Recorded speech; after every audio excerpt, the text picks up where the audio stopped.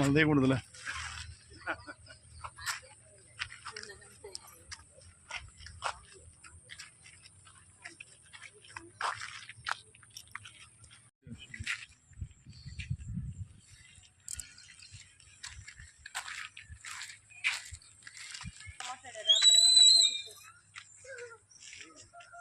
అబ్బాయి ఎవరో వచ్చారు. చూపించండి.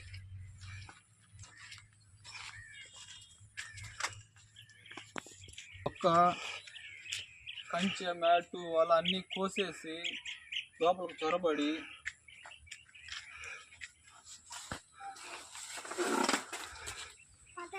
మేము ఉండేది ఇందులోనే. ఈ పక్కన ఉండే కోళ్ళు ఉంటాయి. ఆ కోళ్ళు ఇవన్నీ తీసుకొని పట్టుకొని వెళ్ళిపోయాడు. దీంట్లో నుంచి వెళ్ళి ఇలా వెళ్ళి ఇవన్నీ ఇలాగే తీసేస్తున్నాయి ఉదయం నుంచి నైట్ నుంచి.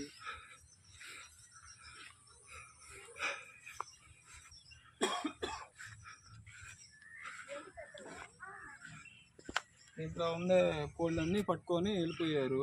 మేము పక్కనే పడుకొని ఉండేవాళ్ళం.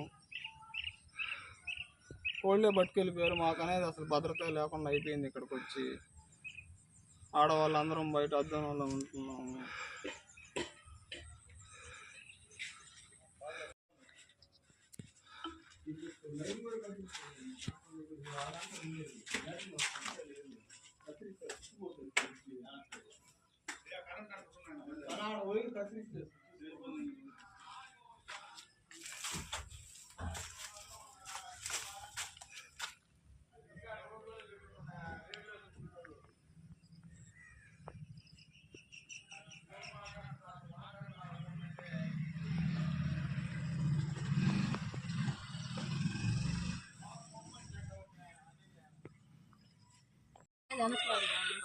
జగనన్న కాలంలో 2 సంవత్సరాల నుంచి కాపురం ఉంటున్నామండి.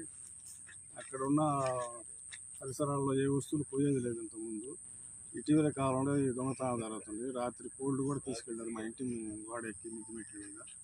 ఈ విధంగా జరుగుతుంటే మాకు భద్రత లేకుండా పోయింది. ఆడవాళ్ళు ఇంటే పరిస్థితి ఏంది రేతే పూట. కాబట్టి మీరు ఆఫీసర్లు దయచేసి మమ్మల్ని మాకు ఈది లైట్లు కూడా కొద్దిగా వేసేలాగా చూడాలి. లైట్లు కూడా ఆపేసి వేరే దగ్గర తాగి తిరుగుతా ఉన్నారు ఎవరు పెట్టేవాళ్ళు. అలాడుతున్నాం మేము. పొద్దుగుతో బయటకు రావాలంటే భయం వేస్తుంది.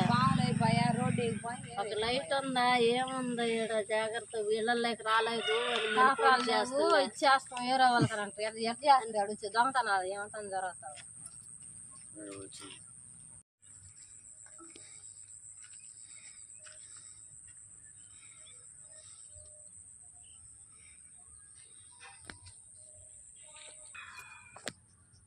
నేను జగనన్న కాలనీలో 3 సంవత్సరాల నుంచి ఇక్కడే కాపురం ఉంటున్నాము.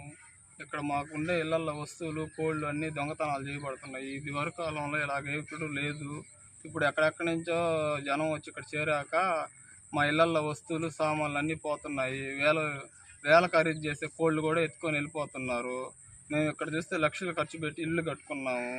మాకు ఎలాంటి భద్రత లేదు. ఈరోజు కోళ్ళు వస్తువులే పోతున్నాయి. రేపు ఎవరన్నా మగవాళ్ళు ఇళ్లలో లేని టైంలో వస్తే ఆడవాళ్ళ పరిస్థితి ఏంది?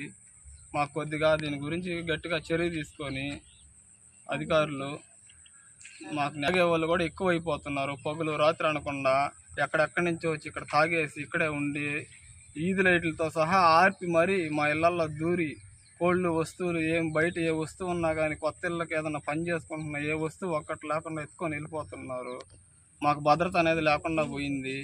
మేము చూస్తే ఇక్కడ ఉండేదానికి మాకు భయం వేస్తుంది. ఈరోజు మాకు పైగా అధికారులు కొద్దిగా స్పందించి మాకు భద్రత కల్పించి మేము ఇక్కడ ఉండేలాగా మాకు కొద్దిగా సాయం చేయమని మేము కోరుకుంటున్నాము. నైట్ మేము నిద్రపోయే సమయంలో 11-12 టైంలో ఫోన్ తీసేసారు. మా తలమట్టి కాడ పెట్టుకుంటాను. మేము లేని టైంలో ఇప్పుడు మగవాళ్ళు ఏదో ఒక టైంలో పనికి వెళ్ళి ఉంటారు. లేడీస్ కొనుక్కుంటే ఏం పరిస్థితి ఒకవేళ ఎవరు పడితే వాళ్ళు తాగుతా తిరుగుతున్నారు. ఇక్కడ ఇళ్ళ దగ్గర ఏమో పడితే ఆ వస్తువులు పోతా ఉన్నాయి. దానికి జాగ్రత్త వహించాలనుకుంటున్నాం. కాలనీలో మోటార్ పోయింది. మొన్న ఇంట్లో దూరి ఫోన్లు ఛార్జింగ్లు పెట్టావు. ఏంది పవర్ ఫైల్ ఎన్ని పోయినాయి. రాత్రి పక్కలో పెట్టుకోండి ఫోనే పోయింది. ఈ రోజు ఇంకొక రోజు ఏదో ఒకటి బాధని ఏంది సార్. ఆ సంగతి ఎవరో ఒకరు పట్టించుకోకపోతే జనాలు లైట్లు లేవు, వీధులకి ఏది లేదు, మాకు ఏ జాగ్రత్తలు లేవు, మమ్మల్ని ఎవరు పట్టించుకోవటం లేదు. ఆ పిల్లకాయలు మేకలు తోలుకు రావద్దంటే వాళ్ళు ఆ అమ్మాయి తోలుకొచ్చేది ఏం ఏం చేస్తారు చేస్తావు అని మాట్లాడతారు వాళ్ళు. కుటుంబంలో మనిషి ఆమెను చూస్తున్నా అడుగుతున్నా కానీ అమ్మాయి మా ఇంటికాడ దొరికి చట్ట చూసి చేసుకోండి తోలుకొచ్చేదేను అని వాదిస్తుంది అమ్మాయి. బయటగా గెడేసి మున్సిపాలిటీ వేసిన వాళ్ళు చెట్లు వేసిన అన్ని మేకలన్నీ మేసేసి మా మేస్తుంటే కానీ అడిగితే మా మీదకి దౌర్జన్యానికి వస్తున్నారు వాళ్ళు. మేము వచ్చేదే ఏం చేస్తారు అని మాట్లాడుతుంది. ఒక అమ్మాయికి సమాధానం చెప్పలేకుండా అటు చెప్పిన దానికి నైట్ ఇవన్నీ పోతా ఉన్నాయి. మేము ఏపలాలు కాసుకుంటాం, ఇంటికాడే ఉన్నాము. లేదా